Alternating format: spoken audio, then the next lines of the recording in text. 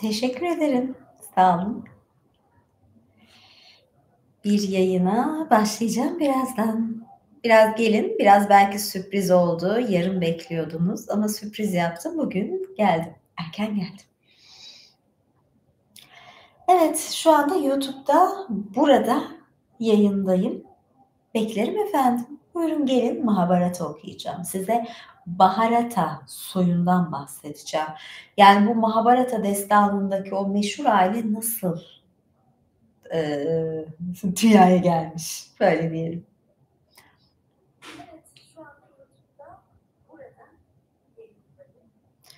Yok, konum yapmıyorum ya. Evet, bağlantı yapacağım. Evet, bakalım. Ama size öncelikle Kala ile ilgili bir okuma yapmak istiyorum. Kala nedir biliyor musunuz? Kala zaman.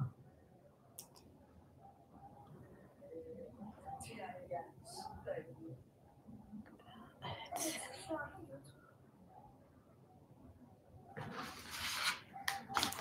Şöyle biraz yorumlara bakayım mı? Şuradan bakacağım. Hiç kıpırdamadan.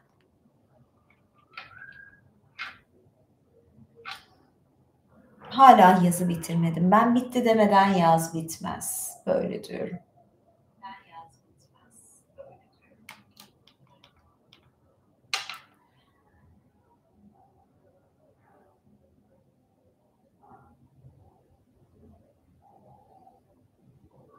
Kedi masalı kışa doğru olur.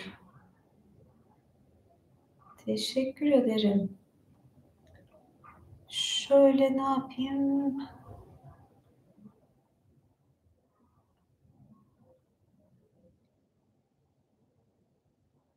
Tüm mesajlar göstersin. Evet.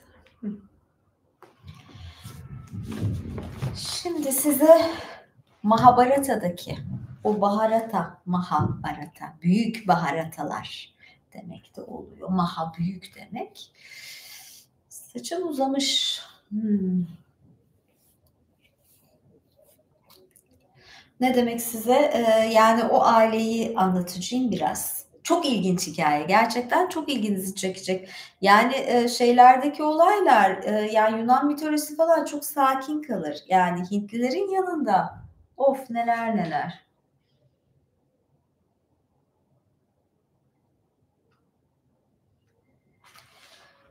Şimdi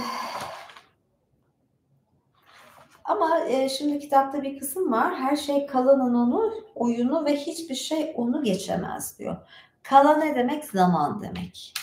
Size şu Hint mitolojisi sözlüğünden birazcık onu okuyacağım.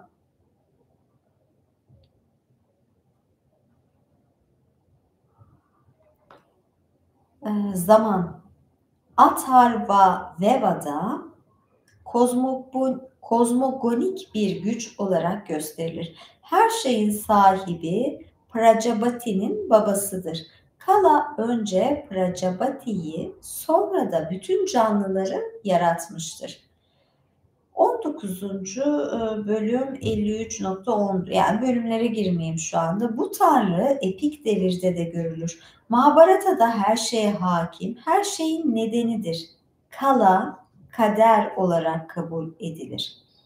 Ona kimse karşı koyamaz. Herkes onun iradesine boyun eğmelidir. Bazı Puranalarda Tanrı Brahma Kala biçiminde ortaya çıkar. Kala aynı zamanda Yama'nın da adlarından biridir. Yama da ölüm demekti. Bir yandan da Yama hem ölüm demek hem de ahlak dersleriyle falan da ilgilidir. Ama Kala yani zaman gösterir her şeyi deniyor ya, her şeyin ilacı da zamandır. Her şeyi zaman belirlerdi. Yani zamanın büyüklüğü. Ayrıca şimdi şey de diyeceğim, Kronos. Kronos da Yunan mitolojisinde vardır. Kronos, kronometrenin kökeni Kronos'tan gelir mesela. Satürn'ün diğer ismiydi Kronos değil mi? Bir dakika şeye tekrar bakayım Roma'daki versiyonu. Kronos çünkü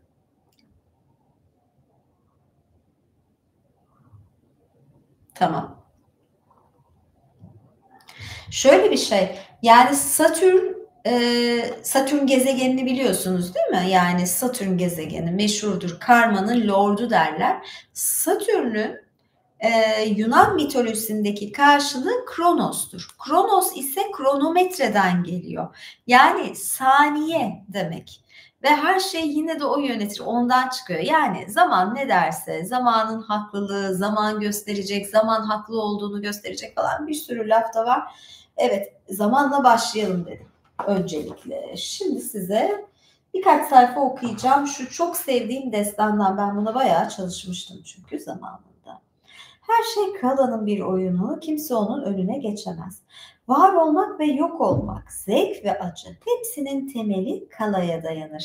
Her şeyi yaratan Kala olduğu gibi tüm canlıları yok eden de yine Kala'dır. Canlıları yakan da aynı ateşi söndüren de yine odur. Üç dünyadaki iyi ve kötü bütün hallere Kala sebep olur. Kala her şeyi susturur ve yeniden yaratır. Her şey uykudayken tek başına Kala uyanıktır. Kimse onun üstesinden gelemez. Aksine asla gecikmeden her şeyin üzerinden geçer Kala. Geçmiş ve gelecekte ve şu anda var olan her şeyin Kala'nın ürünü olduğunu bilen biri mantıksız davranamaz. Ya şöyle bir şey de zaten Kronos, dikkat ederseniz Yunan mitolojisindeki Kronos Zeus'un falan da babası. Yani o yüzden her şey onun ürünü deyince ama bir yandan da zaman yani. Çok ilginç değil mi tüm bu şeyler? Zaman durmaksızın var olan her şeyi yaratır. Her yeni anda yeni bir şey yarattığından her şeyi yok eden de yine odur. Hiç durmadan devam eden Kala'ya istese bile kimse karşı koyamaz. Var olan her şey ona bu akışında eşlik eder. Mahabharata binlerce sayfanın içinde gerek yaşanan olaylarla, gerek varoluşun bilgisi aracılığı ile insana tekrar tekrar bunu anlatır. Anlatır ki yaşananların neden yaşandığını anlayabilsin. Kalanın karşısında durmaya çalışmak yerine onunla birlikte akabilsin. Zamanla akmak işte. Evet, her şey Kalan'ın bir oyunudur. Ancak unutmamak gerekir ki bu oyunun senaryosunu yazan insanın kendisinden başkası değildir. Kimse Kalan'ın önüne geçemez. Çünkü herkes kendi yaptıklarının sonucunu yaşar. Ta ki Kalan'ın içinde değil, üzerinde var olabilene dek. O halde artık Kalan'ın yaşam dediğimiz bu hikayeyi hiçbir boşluk bırakmamacasına nasıl tezahür ettirdiğine tanık edeceğimiz yolculuğumuza başlayabiliriz. Yolculuğumuz Baharata Krallığı'nın hikayesiyle başlıyor. Ve Mahabharata da bunun hikayesi. Şimdi böyle bir giriş, Kala kaderle de ilgili, zamanla da şöyle bir şey vardır, hatta belki bilirsiniz, entropi yasası. Entropide her şey yıkılır, yani bir şeyin yıkılmasıyla ilgilidir entropi. Yani bir şeyler var oluyor ve yıkılıyor, bozuluyor. Yani zaman da öyle bir şey. Yani zamanı hiçbirimiz karşı koyamayız. Yani bir gün hepimiz öleceğiz, yaşlanacağız, öleceğiz, böyle bir gerçek var ama yani şu anda da bunu güzelce yaşayalım. Evet. Şimdi size Baharata Krallığı'nı okuyacağım. Burası gerçekten güzel bir hikaye, ilginç. Bakayım birazcık yorumlara.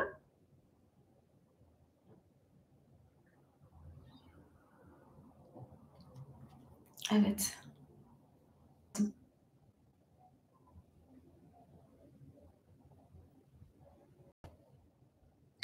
Because Saturday I will go on a trip.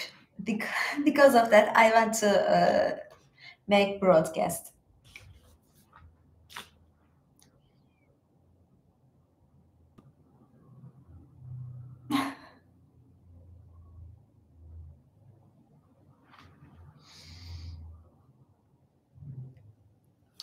Devam ediyorum. Büyük Mahabharata diyeceğim. Mahabharata'dan şey yaptım. Büyük Baharata Krallığı, yalnız gözlüğümü silsem fena olmayacak, bir saniye.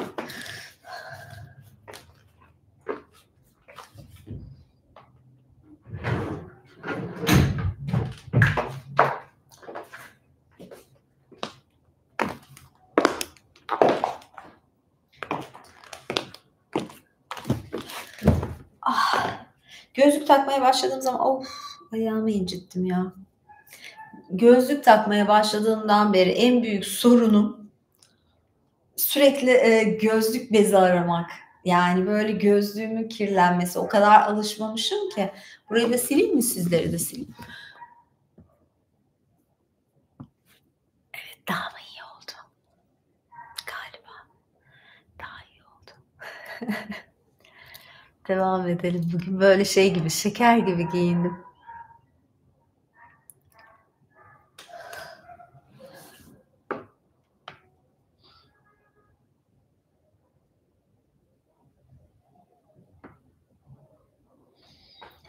Devam ediyorum.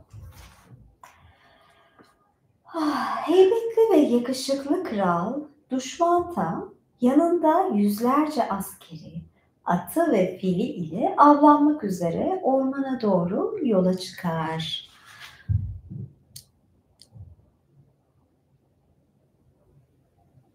Teşekkür ederim Yavuz Bey. Bu ne sürpriz. Gerçekten teşekkür ederim. Hoş geldiniz. Üçlük geldi. Bir üçlük yedik.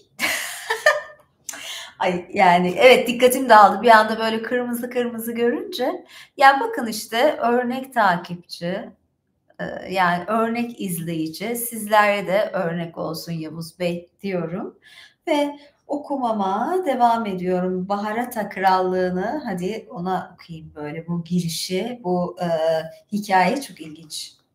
Gerçekten ilginç. Yani hani bu masallarda falan oluyor ya, çocukça değil. Bu Hint mitolojisinde neler neler var.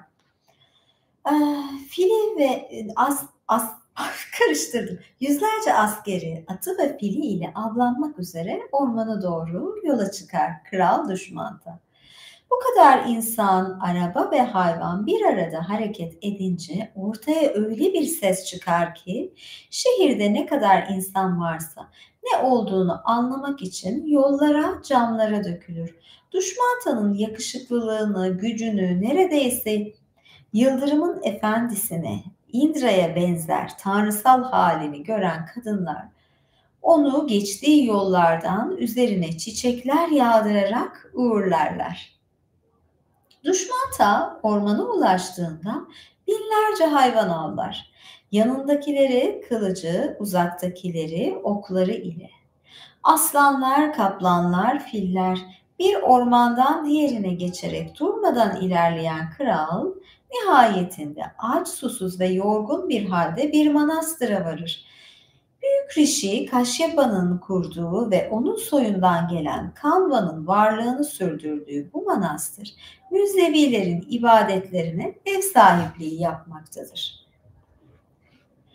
İçinde karanlık olmayan Kanva'yı görmek üzere manastıra giren kralı, ormanın şarkısının eşlik ettiği tatlı bir esinti karşılar. Muhteşem güzellikteki çiçeklerle bezeli manastırın her yerinden Vedaları hatmeden rişilerin sesleri yükselmektedir. Tüm bu eşsiz güzelliğe bir de manastırın o inanılmaz enerjisi eklenince kralın ne açlığı kalır ne de susuzluğu. Ortalıkta görünmeyen Kanva'yı ararken bu muhteşemliğin içinde kralın karşısına bir de tanrıça Şiri kadar güzel bir kız çıkar. Düşmanta kızı görünce büyülenir. Sen kimsin der.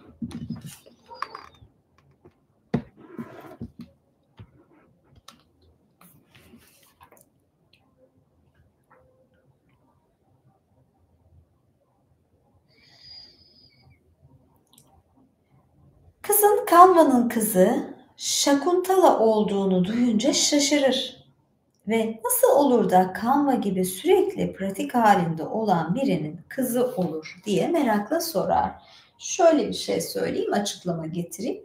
Şimdi Canva yani bu şey programı değil, bilgisayardaki o böyle görüntü programı değil. Manastır'da yaşıyor bir rishi ve yani bunlar asla bir kadınla birlikte olmuyorlar, çocuk yapmıyorlar. Böyle kişiler onun nasıl bir çocuğu olur diye bu yüzden şaşırıyor. Yani çocuk yapmamak üzere zaten kendini manastıra adamış ve bayağı güçleri var yani. Şakuntala ise aslında Rishi Vishvamitra ve onun yoldan çıkarması için Indra'nın gönderdiği Apsara Menaka'nın kızı olarak dünyaya gelmiştir. Yani mesela Vishvamitra da bir Rishi ama onun da kızı olmuş. Özellikle Indra kandırmış. Yani onu bir tanrı kandırmış. Yani zaten kanacakmış diyelim o yüzden ona. Şöyle bir şey, yani bu Vishvamitra ile başka birinin çocuğu olarak dünyaya geliyor ama biraz da yasak aşk gibi kandırılarak doğan Şakuntala doğar doğmaz annesi onu nehir kenarına bırakıp gider. Orada öylece yatan bebeği gören akbabalar diğer hayvanlardan korumak için bebeğin başında bekler. Bu esnada günlük ibadetlerini yerine getirmek üzere nehre gelen Kanva, kuşların koruduğu bu bebeği görür görmez ona kayıtsız kalamayarak alıp götürür. Adını da kuşların koruduğu anlamına gelen Şakuntala koyar. Şakuntala'yı görür görmez büyülenip ne dilersen dile benden. Yeter ki benimle evlen diyen Duşmanta'ya bu evlilik için Şakuntala'nın tek bir şartı olur. O da kendisinden doğacak oğlunun krallığın başına geçmesidir. Kalbinde artık Şakuntala'dan başka bir şey olmayan kral bu isteği hiç düşünmeden kabul eder ve evlenirler. Birlikte geçirdikleri günlerden sonra Düşmanta kraliyet yüzüğünü Şakuntala'ya verir ve zamanı geldiğinde onu da yanına aldıracağını söyleyerek başkente geri döner. Kraliyet yüzüğü işte demek, yani onun da kraliyet soyundan olduğu, kraliçe olduğu anlamına da geliyor. Şakuntala'nın bir gün Düşmanta'yı düşünerek hayalleri daldığı bir sırada manastıra aksiliğiyle bilinen bir Rishi gelir. Rishi Durvasa. Bu rişiler çok tehlikeli. Çünkü rişilerin yani aksi de olabiliyorlar, bir şeyler de olabiliyorlar. Kendini dine ve pratiğe adamışlar ama yani özel güçleri var rişilerin. Böyle diyeyim. Evet. Aksiliğiyle bilinen Rishi Durvasa gelir. Aklı o an bambaşka bir yerde olan Şakuntala tarafından gerektiği gibi karşılanmayınca sinirlenen Durvasa, her kimi düşünüyorsan o kişi seni hatırlamasın diyerek Şakuntala'yı lanetler. Yani bakın, lanetlendi kadın. Yani böyle rişilerin laneti de fena oluyor. Çünkü rişilerin laneti mutlaka tutuyor. Yani diye bir durum yok. Hani belki tutmaz, olur mu, çok acımasız falan, ne kadar acımasız olursa olsun ve bayağı acımasız, sert bir şekilde lanetliyorlar ama o lanetin de bir sebebi oluyor. Mahabharata'da bu lanetlere çok rastlarsınız. Bir zaman sonra Şakuntala Mahabharata destanına adını veren büyük Baharata hanedanının başı olacak Baharat'ı doğurur. Muazzam bir enerjiyle doğan ve semavi canlılara benzeyen Baharat, daha 3 yaşındayken Kanva'dan Vedaları öğrenebilecek ruhani bir güce sahiptir. Yani melek gibi çocuk. Fiziksel olarak da o kadar çabuk gelişir ki 6 yaşına geldiğinde etraftaki aslanları, kaplanları yakalayıp ağaçlara bağlayacak kadar güçlenir. Çocuğun tüm bu sürecine tanıklık eden Şakuntala artık babasıyla tanışmasının vakti geldiğine karar verir ve yanına oğlunu da alarak kocasının yanına başkente gider. Ama tabii burada şaşırtıcı, yani diyor ki bu kadar aşık olmuş falan, seni yanıma alacağım, aldıracağım diyor ama almıyor. Yani çocuk doğuyor, 3 yaşına geliyor, 6 yaşına geliyor. Yani insan merak etmez mi, değil mi? Yani burada da biraz hayırsız buldum tabii. Neyse. Ancak hikayemizin devamında da göreceğimiz üzere Durvasa'nın olduğu gibi diğer tüm rişilerin lanetlerinden ne melekler yakasını kurtarabilir ne de başka canlılar. Lanet bir kere ağızdan çıktıysa mutlaka gerçekleşir ve sahibini bulur. Buradaki sahip söyleyen değil, lanetin doğuracağı deneyime ihtiyacı olan, yani söze maruz kalandır. Rişiler bu lanetler aracılığıyla kişinin karmasıyla buluşmasını sağlar. Durvasa tarafından lanetlenmiş olan Şakuntala da Yolda giderken elini suya sokar ve Duşmantanın ona verdiği kraliyet yüzüğünü farkına varmadan düşürür. Saraya ulaştıklarında Duşmanta yüzüğü olmayan karısının lanetinin neticesinde de bir türlü onu tanıyamaz. Şakuntala bir bakar ki kendisine çılgınca aşık olarak evlenme teklif eden kocasının yerinde kendisini hatırlamayan, ne söylerse söylesin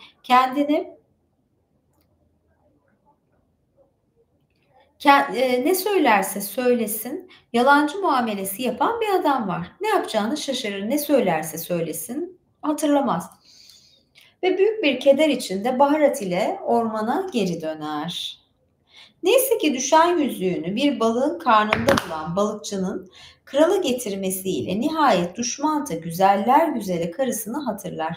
Tekrar bir araya gelen çiftin çocukları Baharat, babasının şanını bile geride bırakarak krallığını doğruluk ve iyilikle yöneten muhteşem bir kral olur. Kendi adını verdiği Baharata Krallığı ve onun soyunun devamında yaşananlar da hikayemizin temellerini oluşturur. Baharat'tan sonra gelen jenerasyonlardan birinde Kuru Kral olur ve kraliyet ailesinin adını Kurular olarak değiştirir. Ve böylece Baharata hanedanlığı doğar. Şey vardır burada. Bu soyun devamı Pandavalar ve Kauravalar, Kuru Hanedanı ve Pandavalar olarak ilerliyor. Onu başka bir bölümde size okuyacağım ama kökeni buna geliyor. Ama sonradan dediğim gibi bu hanedanda da bölünmeler, akrabalıklar, şunlar bunlar falan var. Teşekkür ederim. Bir tane daha teşekkür var. Yeşil bu renkte tabii. Kırmızı kadar olmasın da. Maillere ya geç dönüyorum. Bazılarına bakıyorum. Çok şeyim olmuyor, fırsatım olmuyor. Kusura bakmayın. Ah bir tane daha mı kırmızı geldi? Ah teşekkür ederim şimdi.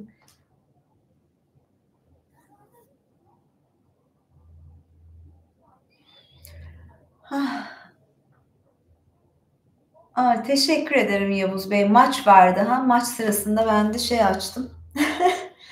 Yani yarın yine bir böyle şeyim vardı. O yüzden bugün yayın yapmak istedim.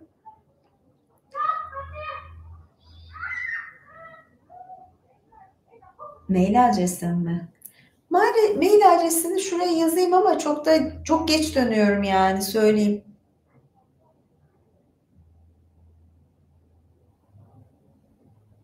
Doğru yazdım.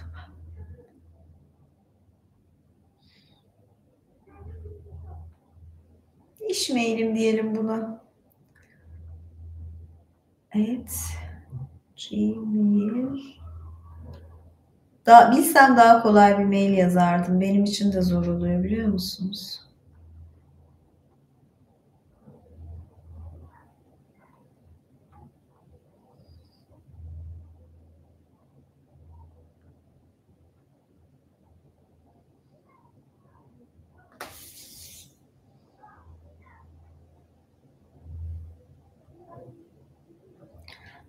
Maç önceden varmış o zaman bilmiyorum. Neyse.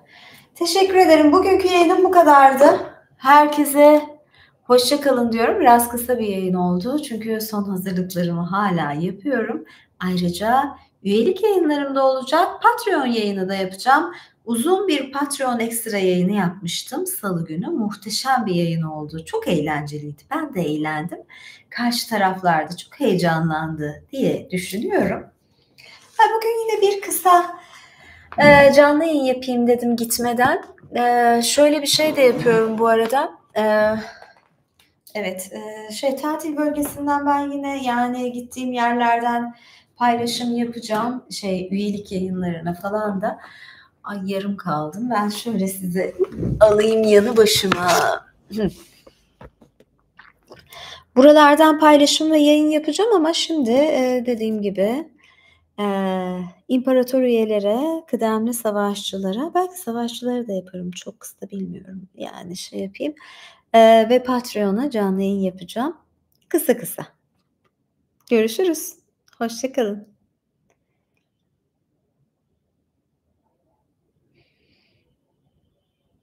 Öpücük mü?